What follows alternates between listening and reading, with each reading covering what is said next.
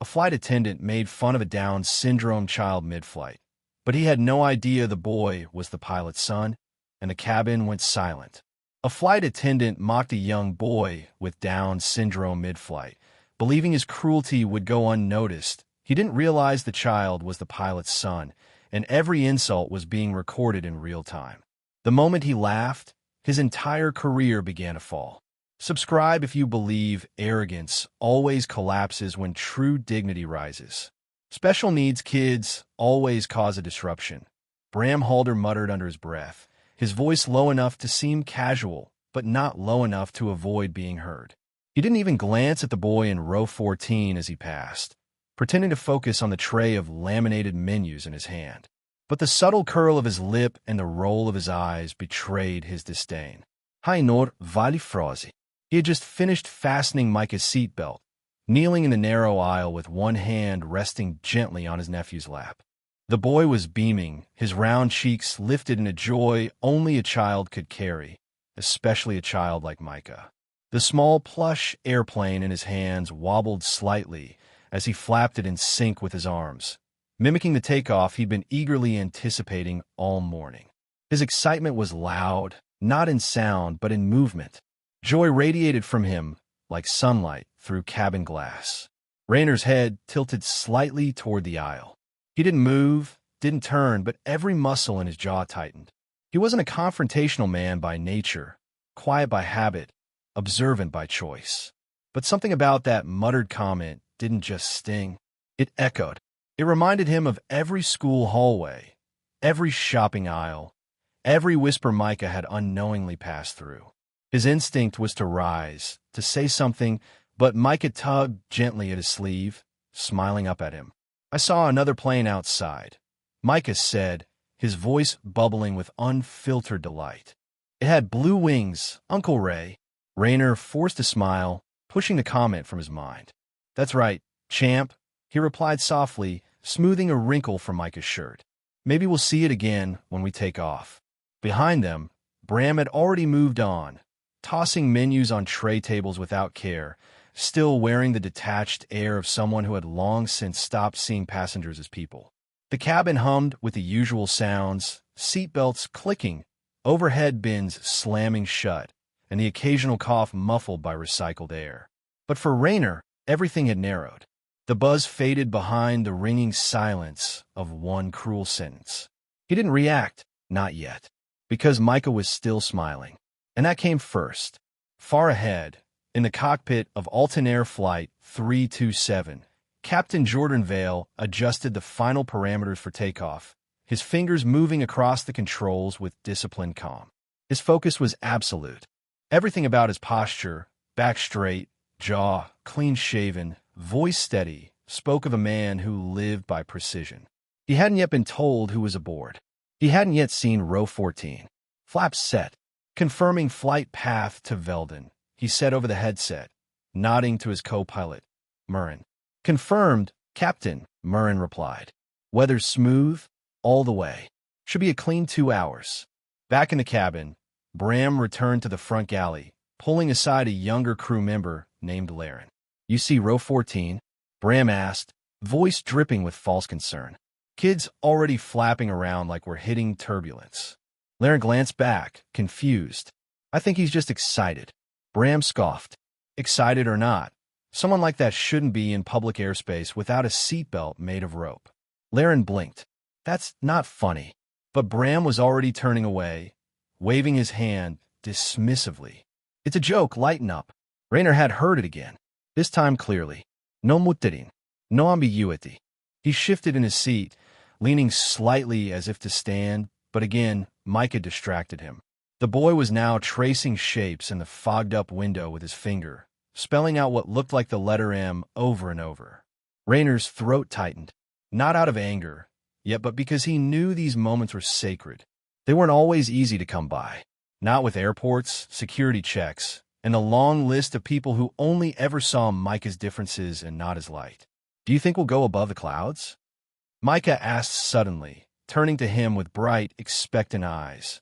Raynor nodded, the tension in his spine releasing just enough to answer gently. "Definitely. Higher than the clouds. Even Micah laughed, holding his plush airplane up toward the overhead light. Then I'll wave at the moon. Raynor smiled, really smiled just for a moment. But as he looked toward the galley, he caught Bram glancing back. The flight attendant's smirk returned when he met Raynor's eyes. It was brief but cutting. That was the moment Raynor knew. He would say something, just not yet. Not while the plane was still taxiing. Not while the engines hummed and Micah was still beaming. He sat back, wrapping an arm protectively around the boy. He knew Captain Vale would be waiting in Veldon. He hadn't told his brother about the surprise. He hadn't told anyone, hoping the flight could just be quiet, ordinary, a simple joy Micah could remember. But now the silence had cracked. Raynor closed his eyes briefly, not to rest, but to steady. There would be a moment to speak, and when it came, he would be ready, because Bram Halder didn't know the weight of the words he had just thrown so carelessly. He didn't know the boy he was mocking was the son of the man flying the jet. Somewhere in the cockpit, Captain Jordan reached for the throttle and gave the final call for takeoff. And in row 14, Micah lifted his plush airplane to the sky. Some insults don't land until they've climbed high enough. The napkin hit Micah's lap with a flutter, not a spill, but a gesture that carried something heavier than liquid: contempt. Bram Halder stood slightly hunched beside row 14, his face stretched into a mock sheepish smile as he murmured, "Oops, must have slipped." His voice, though soft enough to seem casual, had an edge like cracked glass. Raynor Vale looked up, brow furrowed. He had seen enough of the flight attendant's behavior by now to recognize when something wasn't accidental. Micah, still happily humming to himself, picked up the napkin with a small laugh, wiping at his shirt as if the moment hadn't touched him at all. But Raynor had heard the chuckle that followed from the man across the aisle, the one Bram had been trying to impress. Bram leaned closer, tapping the edge of Micah's tray table as if inspecting turbulence damage. "He's a little twitchy," he said with an exaggerated wink toward the other man. His tone was light, playful even, but it wrapped itself around the moment like a noose. The man across the aisle didn't respond this time. He looked down, his smile vanishing as discomfort began to settle into the silence. Raynor exhaled, the restraint tightening in his chest. He placed a protective hand on Micah's shoulder and spoke, voice even but stern. "Sir, I'd appreciate it if you addressed my nephew with a bit more kindness." His tone wasn't confrontational, but the message was clear enough. Bram straightened, still smiling, but his eyes narrowed just slightly. "Of course," Bram said, mock innocence dripping from every syllable. "Just try to keep the cabin cheerful. Don't want anyone feeling left out." Raynor's gaze held his for a second longer before turning back to Micah, gently adjusting the boy's plush airplane so it wouldn't fall from the tray. But the tension had been lit. Bram turned and muttered just loud enough for the passenger across the aisle to hear. "Bet his dad couldn't handle him either." The word stabbed into the air like a quiet insult disguised as pity, tossed out without care. Bram didn't look back as he moved down the aisle, but the damage had been done. From the cockpit, Captain Jordan Vale hadn't yet heard a word of it. At that very moment, he was reviewing updated weather conditions en route to Veldon, double-checking crosswind readings and descent vectors. His hands moved confidently across the control panel, but there was a flicker of restlessness in his eyes, something he hadn't quite shaken since takeoff. The flight had gone smoothly, but something inside him felt unsettled, like a dissonant chord waiting to resolve. He hadn't been told Micah was on board. Raynor, wanting the reunion to be a surprise upon arrival, had kept it to himself, filing only his own name on the passenger list. Jordan had asked around before the flight, "Any special needs passengers? Any passengers requiring medical attention?" The manifest had read clean. But in row 14 sat the reason for every ounce of courage Jordan had ever mustered. Back in the cabin, Micah continued humming, unaware of the sting that had passed over him. He swayed slightly, rocking side to side, his eyes fixated on the clouds outside the window. The aisle had gone quiet after the last exchange, but murmurs now crept between rows like invisible threads. A man in row 12 leaned toward his seatmate. "That guy's out of line," he whispered. A teenager 2 rows behind Micah pulled out his phone and began recording discreetly, unsure of what he was catching, but sensing something was wrong. Bram returned 10 minutes later with the drinks cart. He didn't make eye contact with Raynor or Micah, but placed a water bottle roughly on the tray. The bottle rolled slightly and bumped against the plush airplane, nearly knocking it over. Bram said nothing and moved on. But the look he gave to the man across the aisle, half smirk, half dare, spoke volumes. Raynor's hand tightened into a fist beneath the tray table. He was a patient man, had always prided himself on calm in tense situations.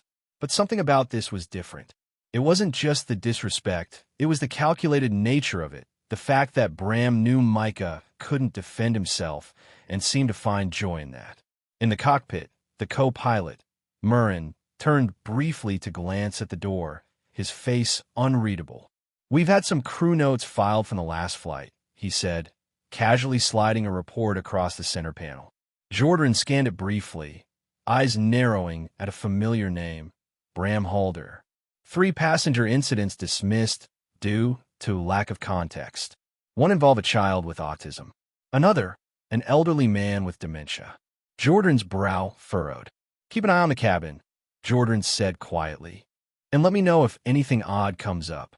Murren nodded, unstrapping and stepping out for a brief walkthrough.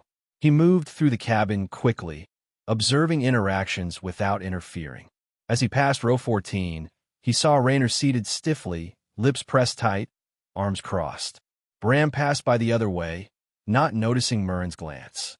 But Murren caught the flicker of a mocking face, Bram mimicking a flapping gesture with his arms as he glanced toward Micah, whose back was turned. The co-pilot didn't say anything. Not yet, but when he returned to the cockpit, he gave a short nod. "There's something off," he said.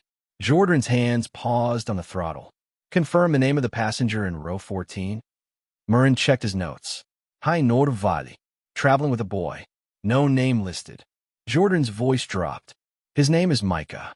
Micah Vale." Silence hung in the cockpit for a breath. "That's my son." He sat back, gaze hardening. The hum of the engines felt suddenly distant, overpowered by the rising pulse in his ears. The man who had spent his career solving emergencies from thousands of feet in the sky now faced a different kind of crisis, one not written in manuals or training logs. Jordan didn't speak again for several seconds. Then, quietly, "Get Bram Halder's incident record ready. I want it submitted the moment we land." From the cabin, another passenger rose to use the lavatory and happened to glance toward Bram. The flight attendant was making another gesture behind Micah's back, arms flapping again in a mocking rhythm. But this time no one laughed. The air had shifted. Several passengers saw. One began recording. Raynor, seated just beside his nephew, clicked his phone's record button beneath the fold of his jacket. Back in the cockpit, Jordan's hand hovered over the intercom button. He wanted to act now, to make it known that he saw what was happening, that he would not let it continue. But he paused. Proof. He needed proof. Not fury, not instinct, evidence. He pulled his hand back and stared ahead through the windshield, the horizon steady. Some calls are made from the cabin. Others come from the soul.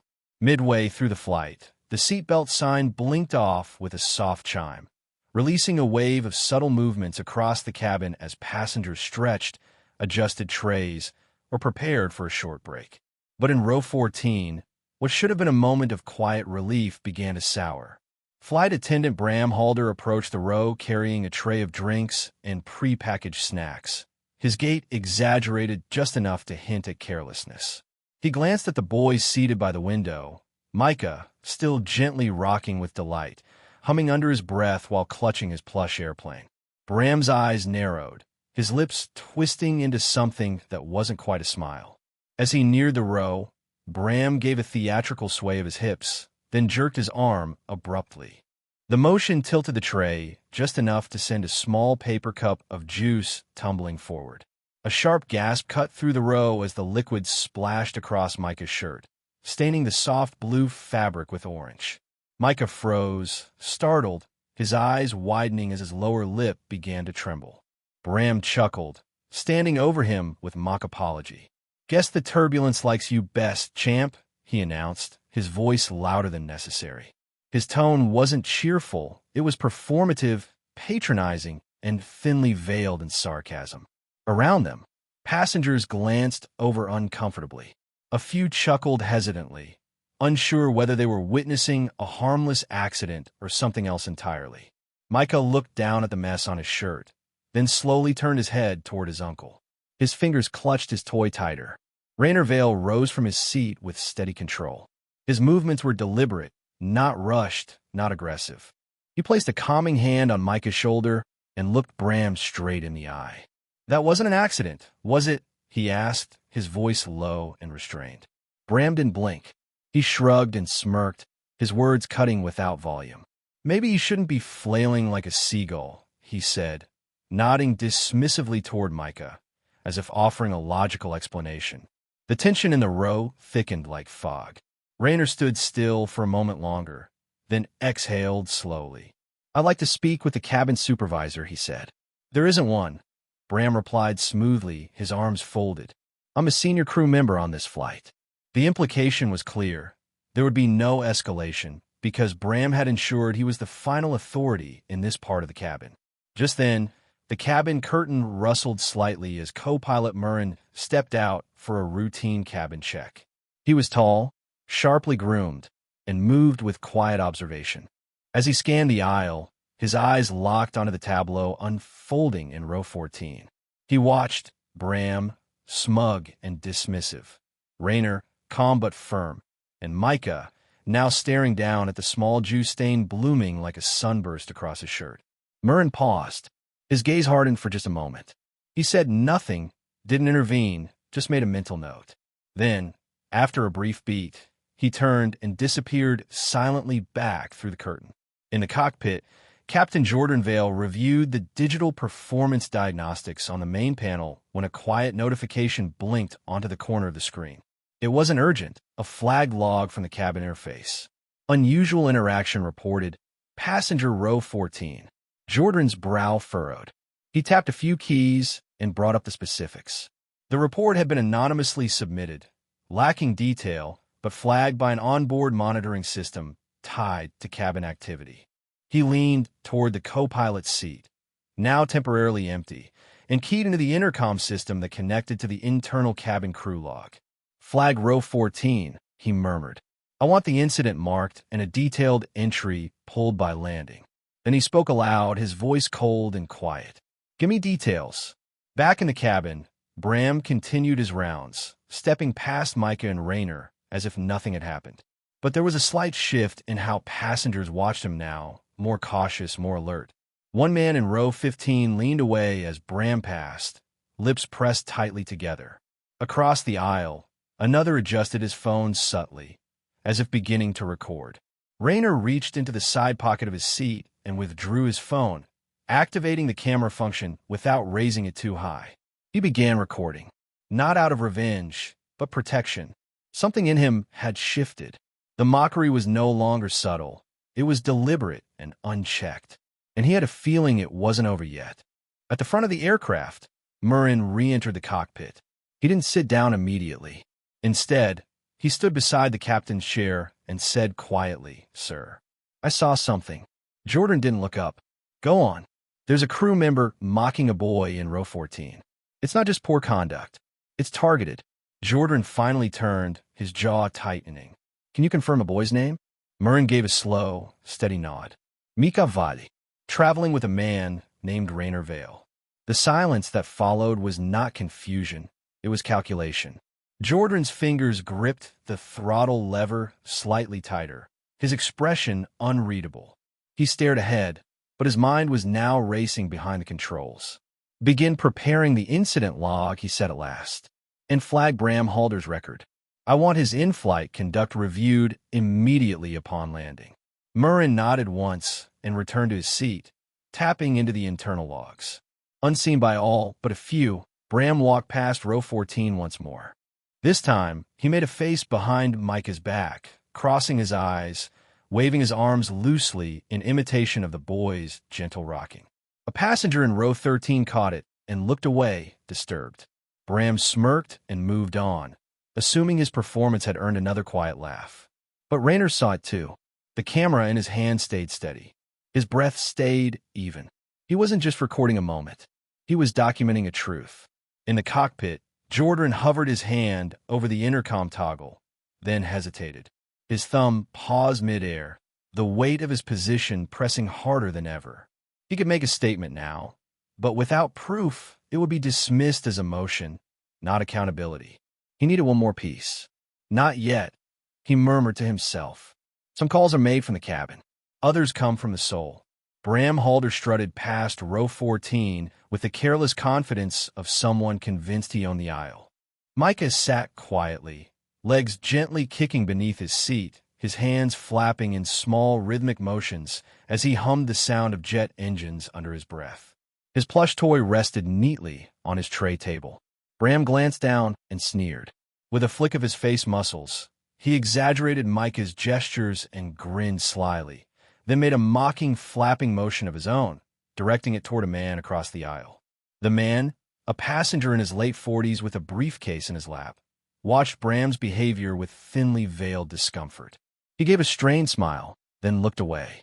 Bram chuckled to himself and moved on, still unaware that a phone camera, held low and steady by Raynor Vale, had captured every second of it.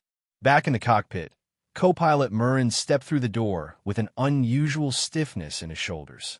He approached Captain Jordan Vale and leaned close, voice low and tight. "I saw something, sir, in the cabin. It concerns a passenger in row 14. Jordan didn't turn his head, still scanning the instruments. "Go on." "There's a boy with Down syndrome.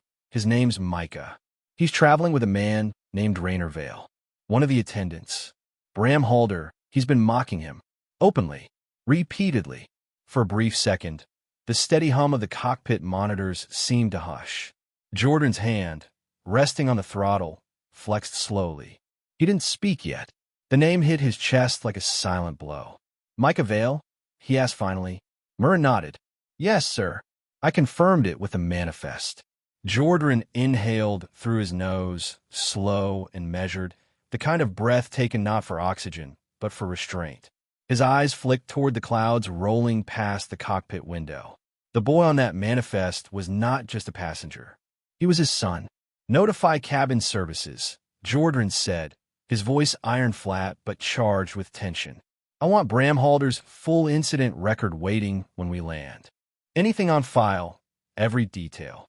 "Yes, Captain," Murren replied, stepping back quickly. As the co-pilot exited, Jordan's gaze lingered on the flight console, but his thoughts were already down the aisle, where his son sat unsuspectingly, enduring humiliation disguised as cabin service. His hand hovered over the intercom button, inches from releasing a wave of accountability through the speakers. But he stopped himself. Not yet. Proof first. His voice, his authority, will be final and irreversible. In the cabin, Bram made another pass, this time holding a small trash bag. As he neared row 14 again, he turned his back to Micah, and while appearing to check the overhead bin, made a face, twisted and cartoonish, sticking out his tongue and jerking his arms in mockery. 2 rows back, a teenager caught it and frowned. Raynor, still recording, shifted slightly in his seat. He had given Bram several chances, silently hoping the flight attendant would simply move on. But now he understood this wasn't misunderstanding or stress. This was malice, subtle but deliberate. "Hey," Raynor said quietly as Bram turned around. "Can you stop?" Bram shrugged innocently. "Stop what?" "I'm just collecting trash." "You're not," Raynor replied, voice low. "You're mocking a kid who hasn't done anything to you." Bram leaned slightly forward, his smile thin and venom-laced. "Well, maybe you shouldn't act like a wind-up toy. Makes it hard to work." Raynor didn't rise. Not yet, but his hand held the phone steady. "He's a person, a better one than you're pretending to be." Bram scoffed and walked off. Mid-cabin, Murren reappeared. His eyes briefly caught Bram's. He gave no smile, no acknowledgement. Just a hard stare that lingered half a second too long before vanishing behind the cockpit door again. Back in the flight deck, Jordan reviewed the flight display with mechanical precision, but his focus had narrowed. He was no longer flying just an aircraft. He was navigating the undercurrent of a moment that had shifted from irritation to something deeper, something personal. He adjusted a dial. then placed his fingers on the throttle again. A few seconds passed in silence before he whispered under his breath, more to the sky than to himself. Sometimes, altitude isn't the only thing rising on a flight. The landing cards fluttered slightly in Bram Halder's hand as he moved down the aisle, the descent angle of the plane making his steps deliberate and methodical. When he reached row 14, he didn't even look at the boy seated by the window. With a flick of his wrist, he dropped the card onto the tray with enough force that it bounced and landed askew on Micah's neck. "You probably won't get this part anyway, huh?" he said with mock cheer, the smile on his face too tight to be sincere. Micah blinked at him, uncertain, his fingers halting mid-fidget. His eyes shifted to Raynor, who slowly turned toward the flight attendant with a look that no longer bothered to mask fury. There was no more patience left in Raynor's voice when he stood. "That's enough," he said firmly, his voice clear but controlled. The surrounding passengers hushed. Something had changed in the air, like the pressure drop before a thunderclap. Raynor stepped into the aisle, pushing past Bram, who instinctively moved to block him. The narrow corridor between seats suddenly became a stage, with every eye watching. Bram stretched out his arm. "You can't go up front. Access to the cockpit is restricted. No exceptions." Raynor didn't raise his voice. "Then get the captain for me. Now." Bram's posture stiffened. "He's busy. You'll need to sit back down." But the cockpit door opened. It was not loud, nor abrupt, just the quiet, precise release of the latch. But the effect was instant. Every passenger who could see craned their neck. And there he was, Captain Raynor Vale, stepping out in full uniform, his expression unreadable, his cap's shadowing eyes that locked directly onto Bram's. Jordan didn't speak at first. His gaze shifted briefly to his son, who sat still in his window seat, eyes wide, expression brightening at the sight of his father. Then Jordan looked back at the man who had spent the flight turning cruelty into entertainment. His voice came low, almost soft, but it carved through the silence like a blade. "Is there a reason you've been mocking my son?" Bram paled. His arm dropped. Captain, I didn't know. I didn't realize he was." Jordan took a step forward. "You shouldn't need to know who someone is to treat them with decency." The quiet in the cabin became suffocating. Even the hum of the engines felt distant compared to the tension hanging in the air. One passenger halfway down the aisle held his phone frozen in recording mode, not daring to lower it. Another lowered his tray table, not for food, but to anchor his hands as the pressure in the room built. Micah let out a happy gasp. "Dad!" Jordan's entire face changed. For a second, just a second, the sternness softened, and he gave Micah the briefest smile. "Hey, Captain," he murmured, kneeling beside his son and brushing a gentle hand across his shoulder.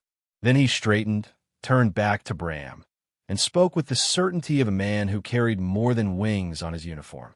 "You've had this entire flight to learn manners. Now you'll have the rest of your career to remember why. Welcome to the moment the ground starts falling out beneath you." The cabin fell in a stunned silence as Captain Raynor Vale's words sliced clean through the air. "You've had this entire flight to learn manners. Now you'll have the rest of your career to remember why." Bram Halder, once strutting down the aisle with smug authority, now stood motionless, his lips parting as if to form an excuse, but no sound came. "Captain, I didn't know he was your son.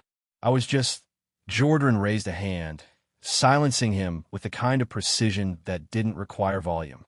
"You shouldn't need to know who someone is to treat them with respect." The tone wasn't loud, but it carried weight, like steel cloaked in velvet. Bram flinched as though the sentence had struck him harder than any shout. His shoulders, once squared with indifference, shrank visibly. A soft clap began somewhere near the back of the aircraft. An older passenger, his face stern but approving, tapping slowly and deliberately. Then another joined. Then another. Within seconds, a ripple of quiet applause rolled down the cabin. Bram's cheeks flushed crimson as murmurs swirled around him, some condemning, others simply stunned by the shift in authority. The applause wasn't loud, but it was damning in its unity. He glanced to his left and right, no longer the center of control, but the epicenter of consequence. Raynor Vale stepped forward, his posture steady. Without speaking, he held out his phone to his brother. Jordan took it, unlocking the screen with a practiced motion. The video began to play, the juice spill, the mocking tone, the crude imitation behind Micah's back. Jordan watched with no change in expression, only a tightening at the corners of his eyes. He nodded once. "This will be submitted with the flight report," Jordan said quietly, locking eyes with Bram. "You're grounded pending investigation."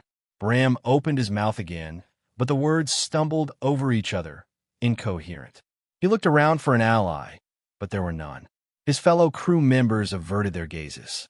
Even the co-pilot, Murrin, standing near the cockpit door, didn't move to assist. "Captain, I was only trying to—" "You were trying," Jordan cut in, "to belittle child. That's all the report will need to state." At that moment, co-pilot Murrin stepped forward and spoke into his shoulder mic. "Dispatch, be advised. Cabin report confirmed.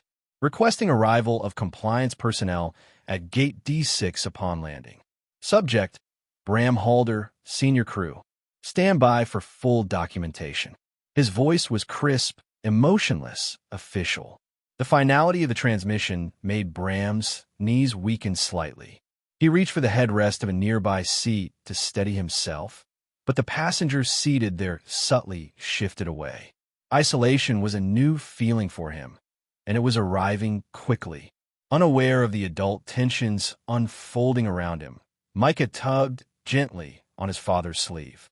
Jordan, still in full uniform, knelt down immediately, as if time itself bent to his son's presence. The cockpit and its instruments could wait. Micah blinked and tilted his head. "Are we flying high, Dad?" Jordan smiled and kissed his forehead. "We are, buddy, and you did nothing wrong. You shine brighter than any altitude." Micah grinned, and his plush airplane flopped over in his lap as he hugged it tightly. Jordan stood again, his expression softening only briefly before he turned his gaze back to Bram. "Take your seat," he ordered, with the quiet finality of someone who had no need to shout. Bram moved, not out of authority, but because he had none left. He shuffled down the aisle, each step heavier than the last. His hands trembled slightly as he buckled himself into an empty jump seat near the galley. The applause had faded, but the silence that followed was even louder. The rest of the flight passed with an eerie calm. The clouds outside drifted slowly past the windows, bathed in a soft orange glow of descent. Passengers spoke in hushed tones. Some took videos of the sky. Others simply sat, reflecting on what they had witnessed. Nobody spoke to Bram. He stared straight ahead, his reflection visible in the galley door, blurred, small, and quiet. Raynor leaned back in his seat, resting a hand on Micah's shoulder. Jordan returned to the cockpit, issuing final landing instructions, voice steady, hand sure. In those final minutes before touching down, no alarms rang. No mechanical failures occurred. The aircraft was healthy, the skies clear. But something still fell from the altitude they traveled at. Something not made of steel or fuel, but of ego and unchecked cruelty. Not every crash involves wings. Some are earned in silence.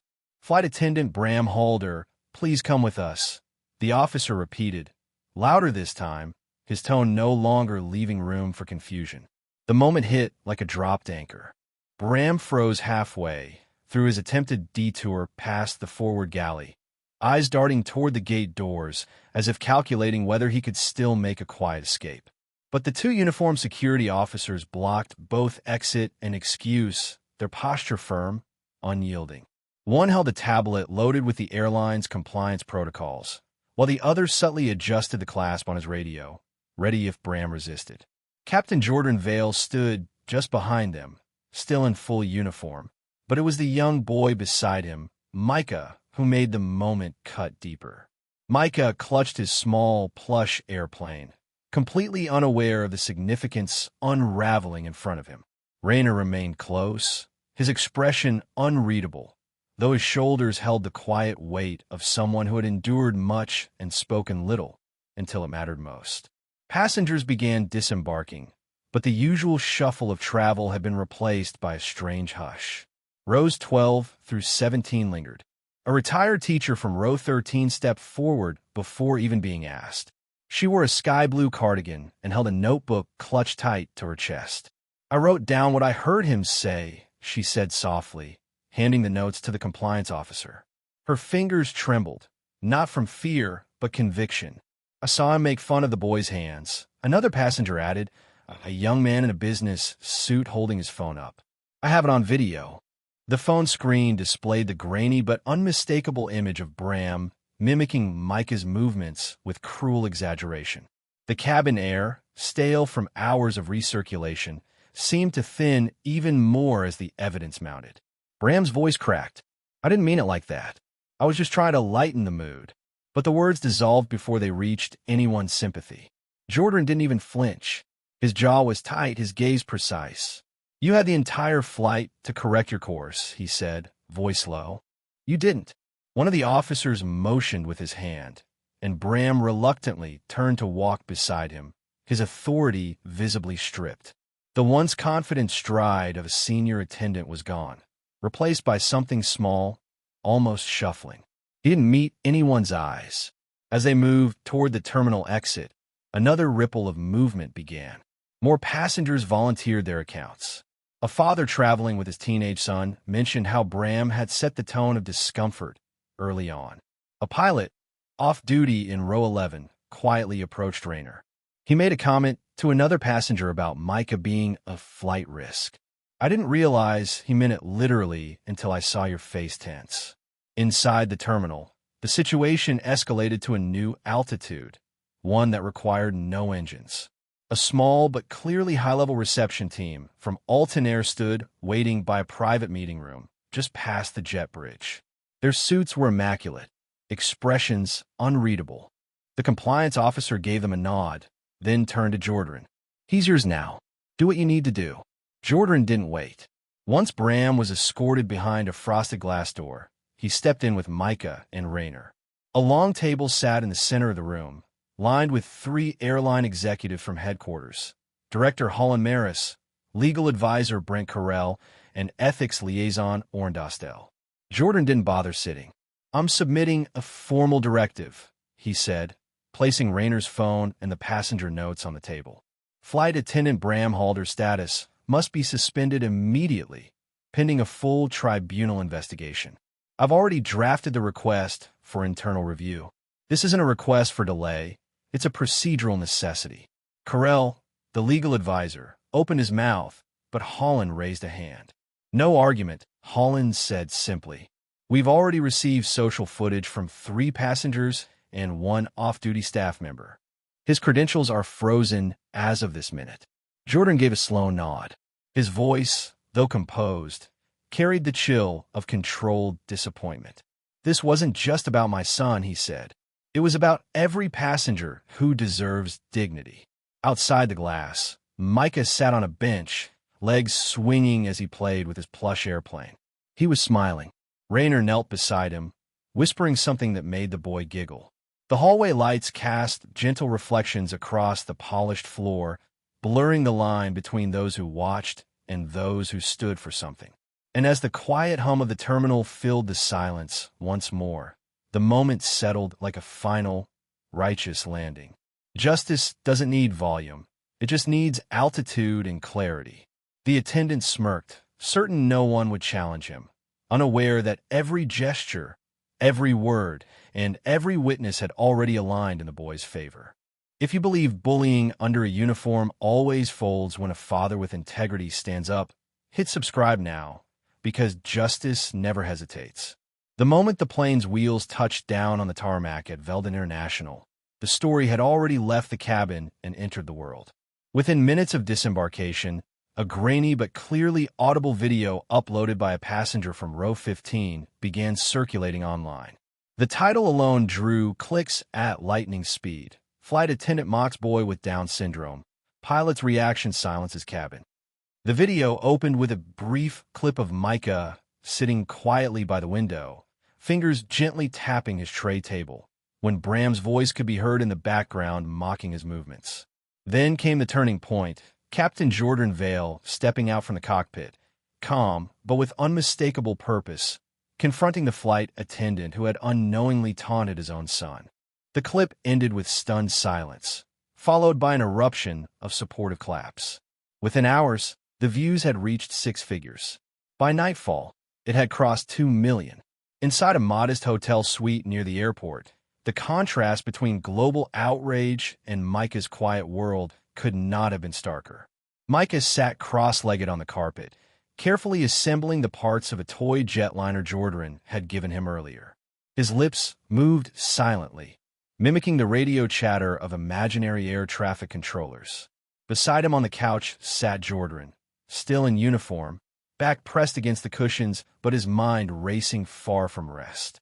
He scrolled through his phone slowly, watching in real time as the story spiraled. Mentions of Attendant surged across social media platforms. Advocacy groups like Wings of Light and Access Without Borders had already issued statements. Several used phrases like inhumane, dehumanizing, and systemic neglect. His own name had been trending since afternoon. Raynor stepped in from the adjoining room, phone still pressed to his ear.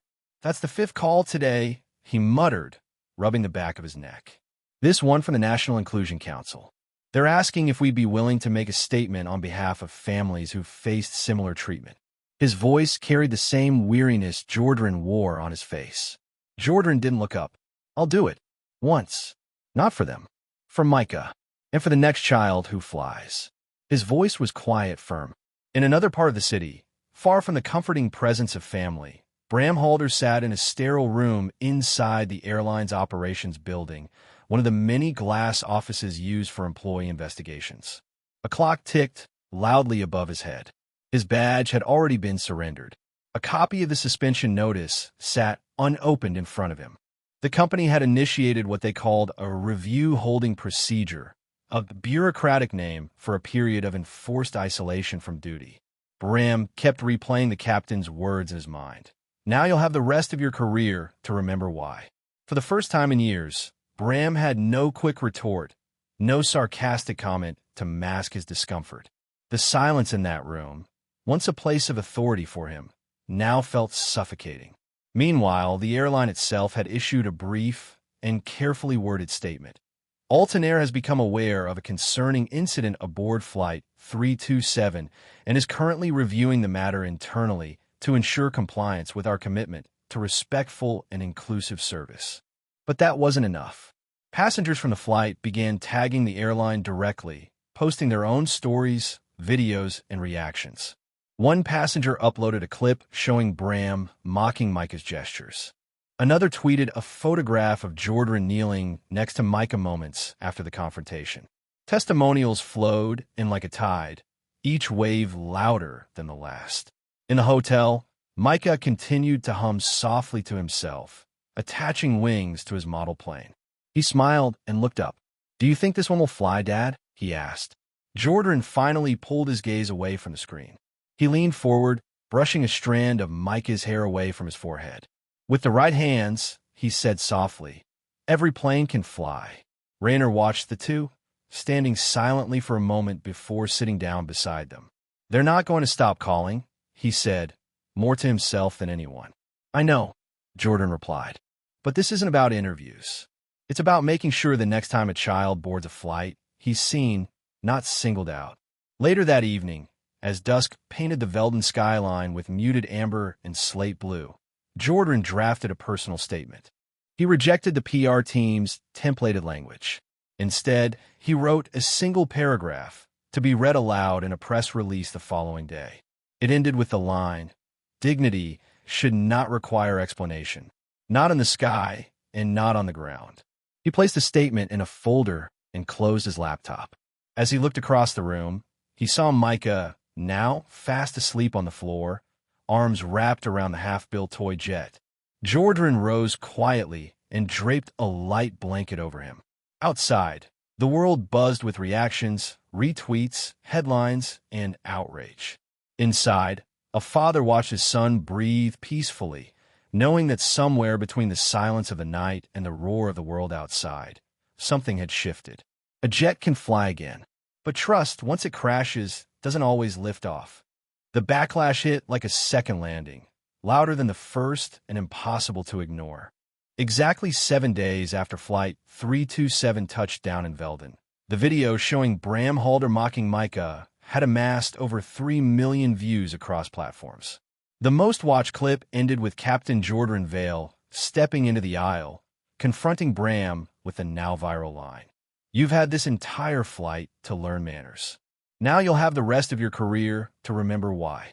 Advocacy groups, parents of neurodivergent children, and even former Alton Air staff reposted the footage, adding captions like, "This is what leadership looks like," and "Respect at 30,000 feet." The public demanded answers. Alton Air scrambled to contain the storm.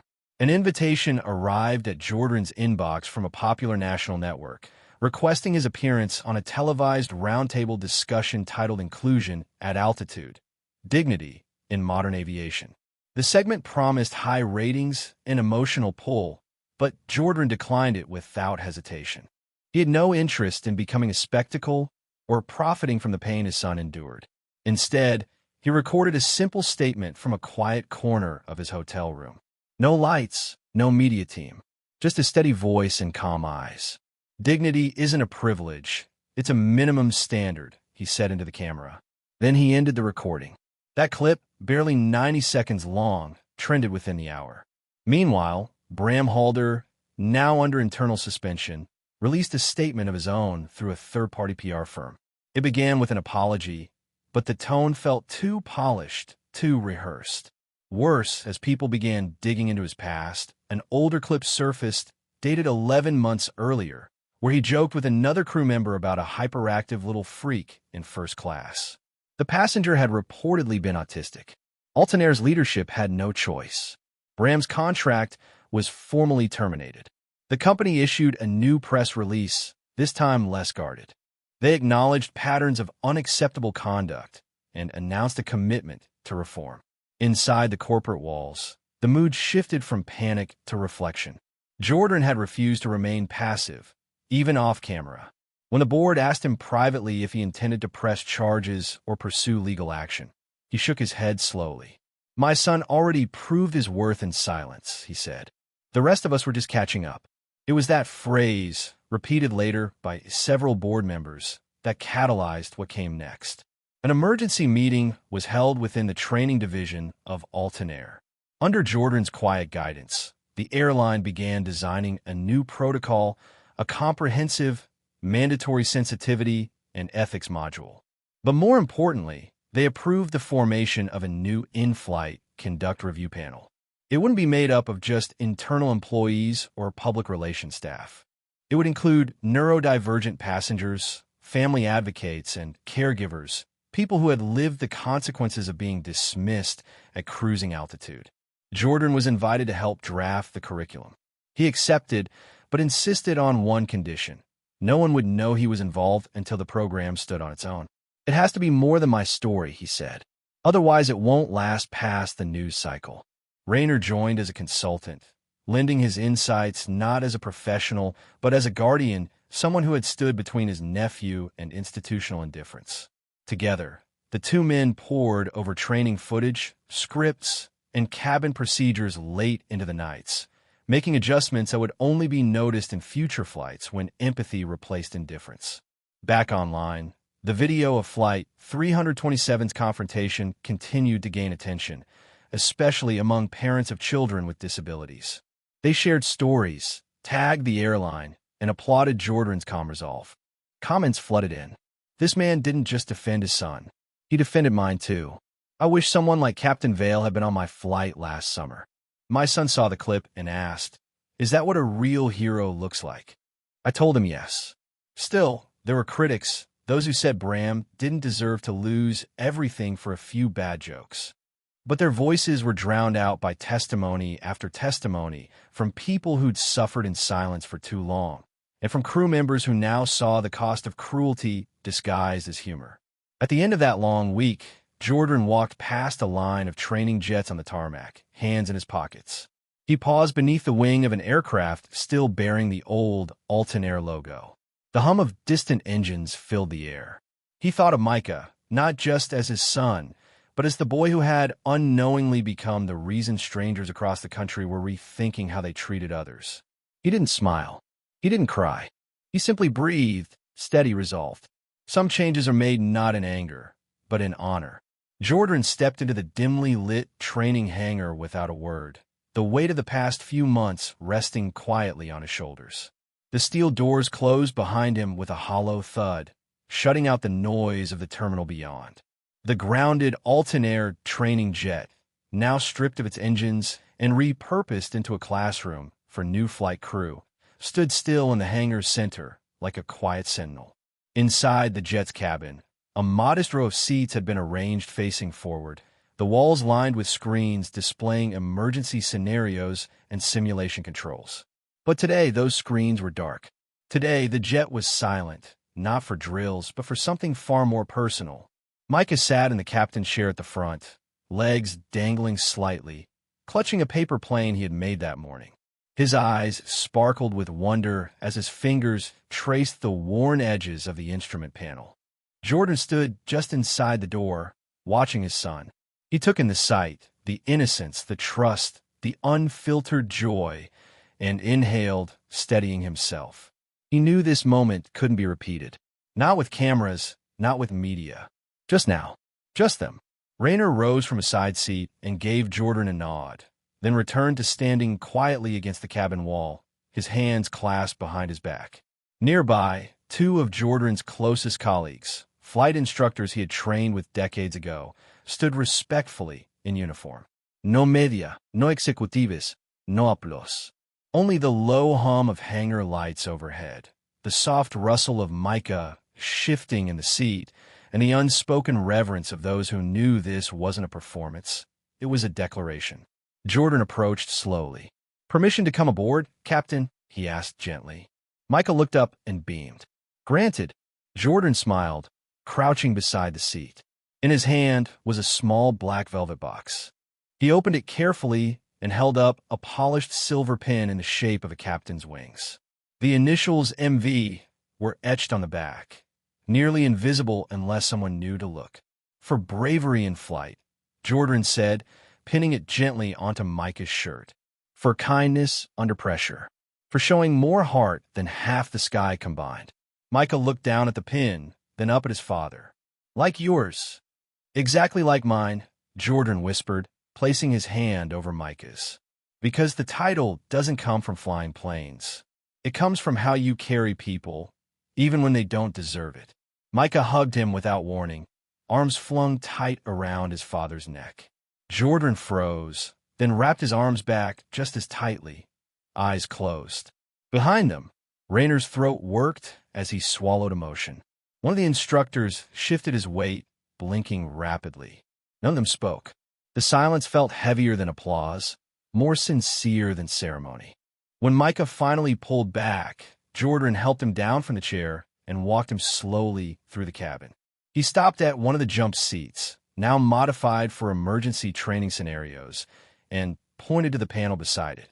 "This is where new flight attendants learn how to handle turbulence, passenger panic, and unexpected events." "Like Bram?" Micah asked innocently. Jordan hesitated only a moment. "Yes, but more importantly, how not to become one." He gestured to a screen on the wall that would, in a few days, display footage from various case studies, including one labeled simply Flight 327, Response Under Pressure. He had approved that title himself. They passed through the mock galley, then into the forward cabin. Here, a simple wooden plaque had been mounted beside the exit door. It read, "Respect must never depend on recognition." Micah pointed at the plaque. "What does that mean?" Jordan knelt beside him. "It means you don't wait to find out who someone is before you treat them right. You treat them right because it's right. No rank, no name, no title should be needed." Raynor stepped forward, finally breaking his silence. "And if someone forgets that, we remind them. Calmly, clearly, like you did." Micah smiled again, and Jordan tousled his hair. "I've been offered a new job," he said softly. Micah tilted his head. "You're not flying anymore?" "I'll still fly sometimes," Jordan replied. "But now I help teach other pilots. Make sure they're ready. Make sure they never miss what matters most." Micah considered this, then nodded solemnly, as if granting a silent approval. In the silence that followed, Jordan walked toward the rear of the aircraft and looked out one of the small, oval windows. Outside, the sun was beginning to set, casting golden streaks across the hangar floor. A soft glow edged the training jet's wingtip, lighting it in quiet dignity. He turned back toward the others, his voice almost a whisper.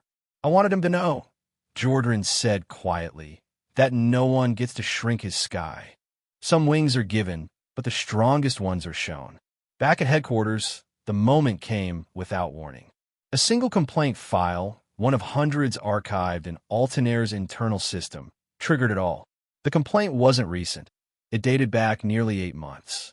A young passenger with auditory sensitivity had reportedly been mocked by a flight attendant who mimicked his speech pattern. The file had been flagged as resolved with a single sentence from the attending crew. Passenger appeared overly sensitive. No crew misconduct noted. The name on the report? Bram Halder. That name had now become radioactive.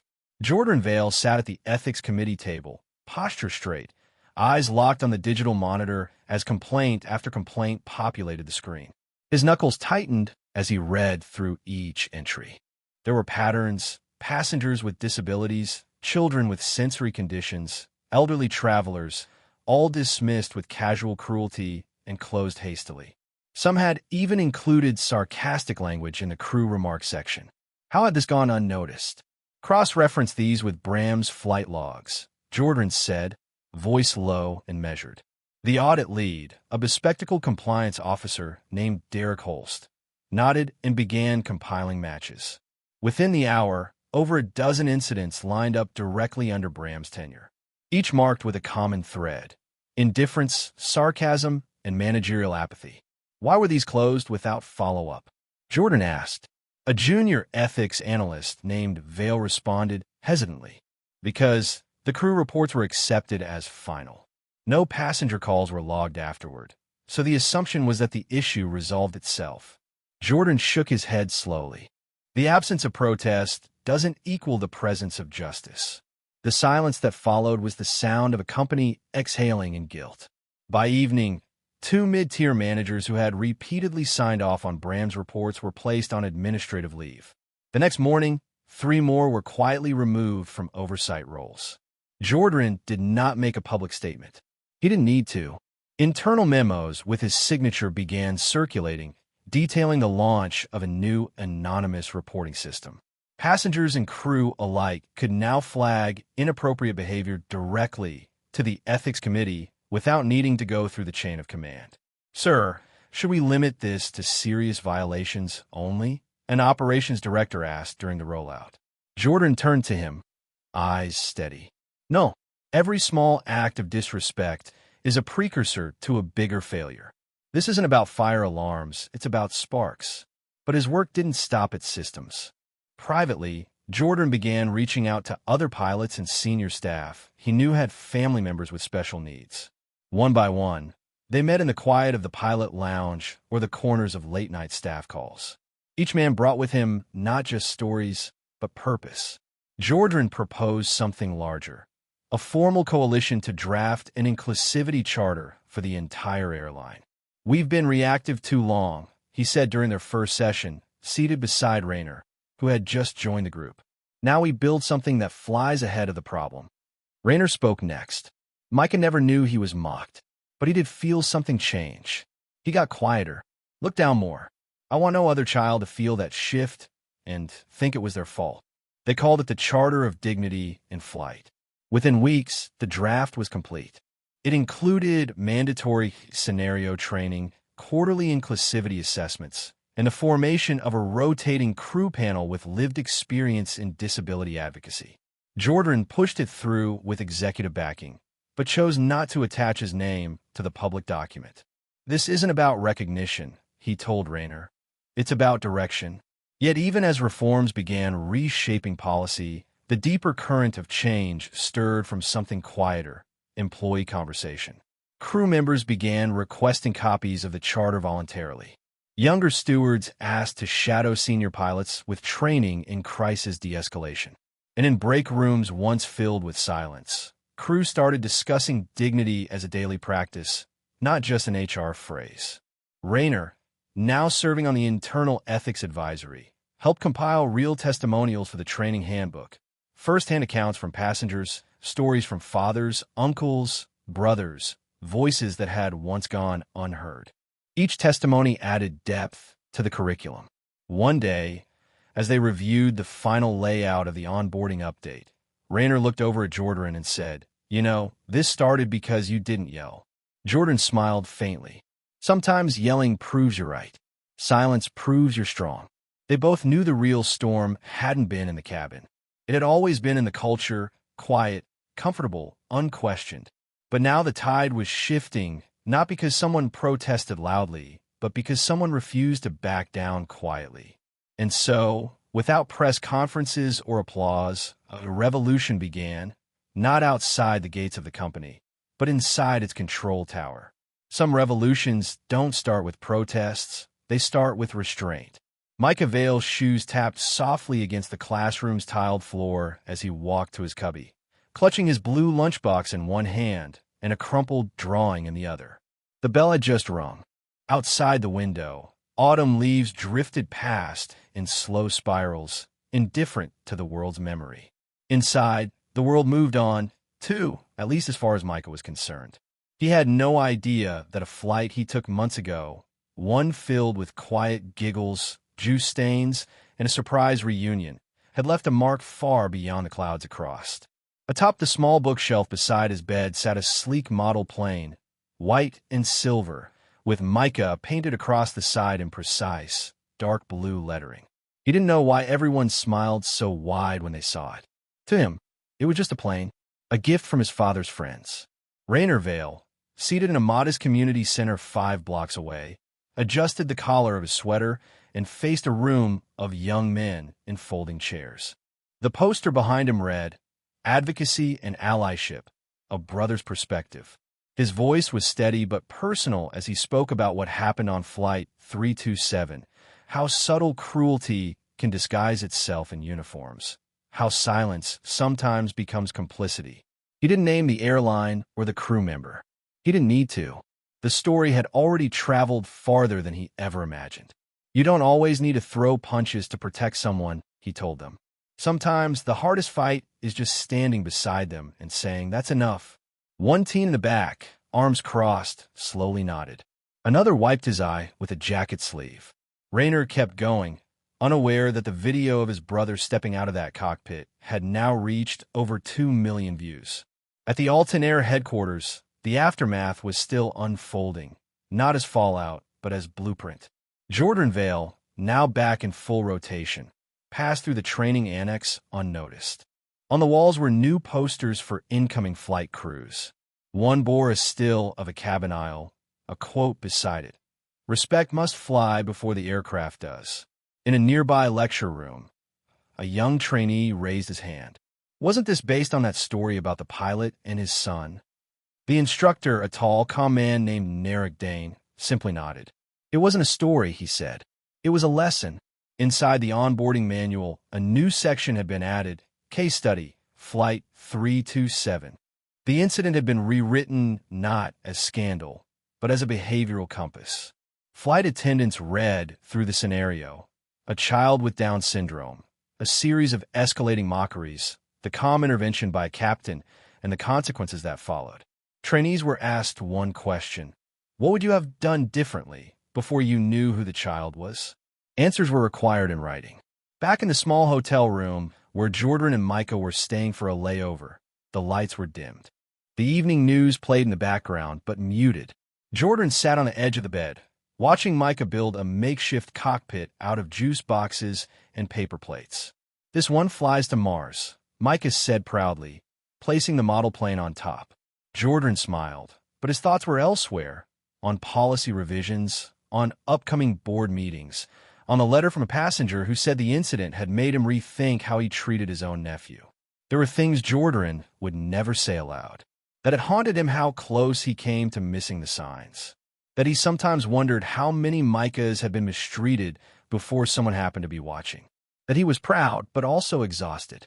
And yet, none of it showed. When Micah turned and held up the small plastic pilot wings he'd been given months ago, Jordan said, "Still fit you?" Micah nodded. "You too, Daddy." Elsewhere, former passengers from row 14 sent letters and emails. A retired teacher recounted the moment she realized how deeply prejudice can disguise itself as humor. A business consultant offered to sponsor disability awareness seminars for airline staff. One man admitted he hadn't stood up during the flight, but wouldn't make that mistake again. It wasn't the volume of support that mattered, Jordan realized. It was the quiet shift in consciousness. Raynor, now regularly invited to speak at youth centers, finished his latest talk and stepped outside into the brisk evening air. He pulled out his phone and saw a message from Jordan. A simple photo, Micah asleep in his makeshift cockpit, a flashlight dimly glowing under his chin. Raynor smiled and typed back, "He's still flying, huh?" Jordan responded, "Always." The ripple of Flight 327 had turned into something broader, a benchmark, a silent standard embedded in the routines of aviation professionals who might never know the full story, but who would feel its presence in how they were trained, how they were taught to watch, to notice, to care. Micah's name was not in the headlines anymore, but it was on every checklist. The onboarding instructor, Narek, stood one day before a fresh group of hires. "If you forget everything else, remember this. Your behavior at 30,000 feet may never make the news, but might make a world of difference to someone's son." The room fell quiet. No one looked away. Sometimes the legacy of an event is not in the noise it made, but in the silence it corrected. In every small kindness now done instinctively. In every crew member who chooses dignity before rank. Sometimes the strongest flight path is the one corrected mid-air. The lights dimmed inside the Alton-Air simulation hangar as the launch of Flight 327 officially began. No applause, no speeches, just a single doorway, glowing with the soft blue light of the VR program beyond it. One by one, new recruits stepped into the chamber, unaware that the entire simulation had been modeled off a real flight that had occurred exactly 1 year ago. No nomenclatus, no clues, no warnings. The only instruction given was simple. Identify the moment dignity is compromised. And act.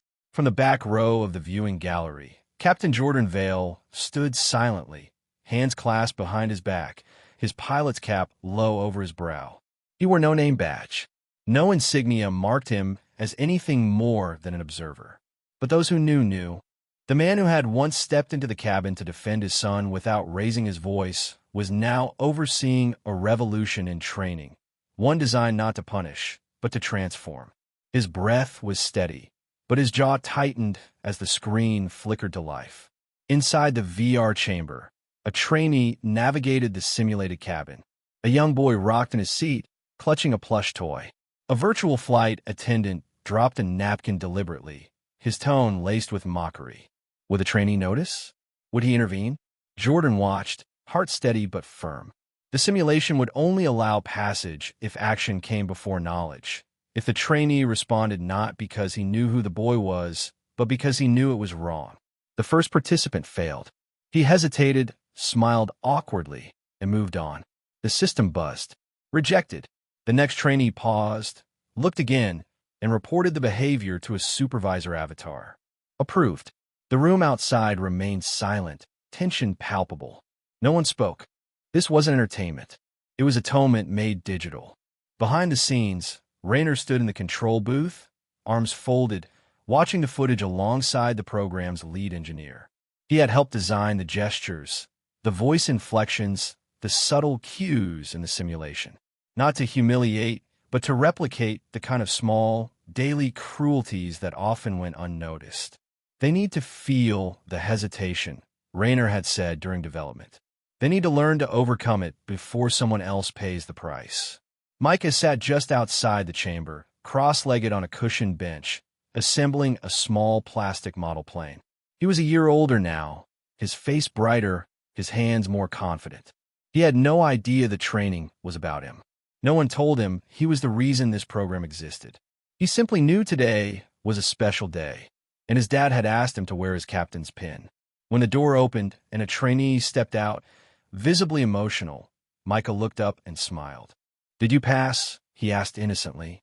The man nodded, wiping his eyes. At the back of the room, Jordan exhaled quietly. He wasn't here for credit. He hadn't agreed to any plaque or press interview. He was here to see if change could take root without a podium. Another round of trainees entered the chamber. This group included a senior instructor, a former cabin chief, and 2 new hires barely out of college. The system loaded again. Same scenario, different decisions.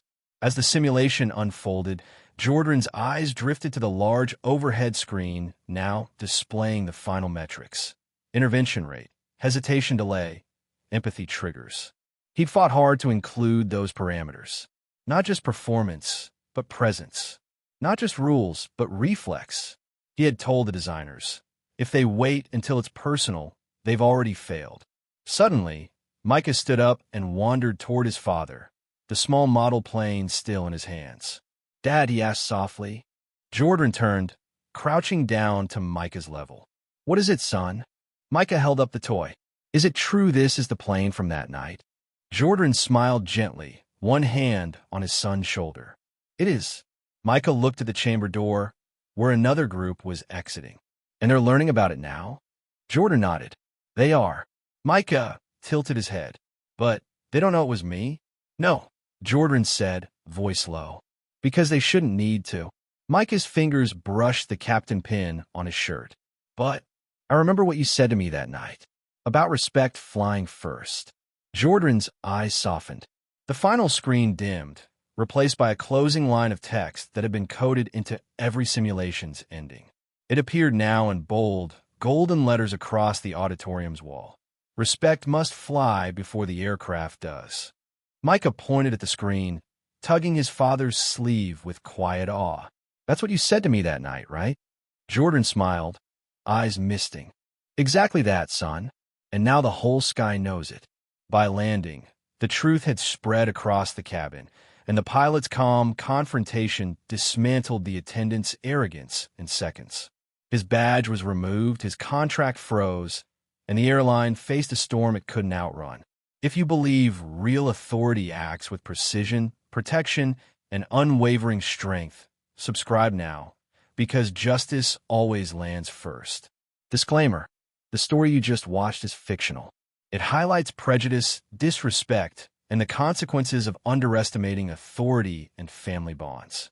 Its purpose is to raise awareness, inspire empathy, and encourage conversations about equality, respect, and treating every passenger and child with dignity.